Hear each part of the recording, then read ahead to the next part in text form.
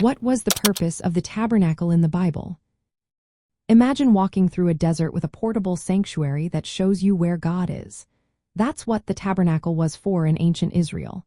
It wasn't just a building. It was a symbol of God's presence among his people.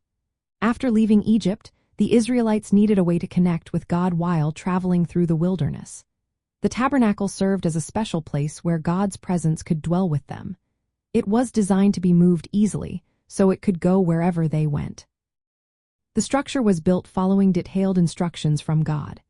It had a courtyard with an altar for sacrifices, where animals were offered to atone for sins. There was also a laver, a large basin for priests to wash themselves before performing sacred duties. Inside the tent, there was the holy place with a lampstand, a table for bread, and an altar of incense.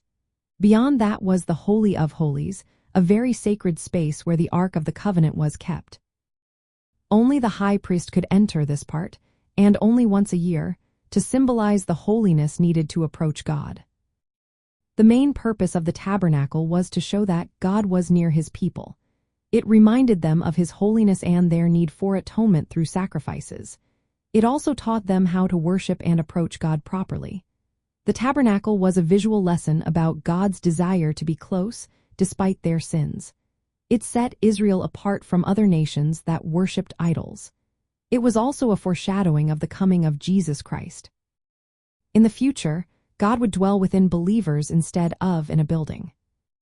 Practically, the tabernacle was the center of Israel's religious life for hundreds of years. It was a constant reminder of God's covenant and his promise to be with his people. Its design and rituals revealed spiritual truths about God's holiness, human sin, and the way to receive grace. These lessons about God's presence and forgiveness still help us understand Scripture today. The tabernacle was more than a tent.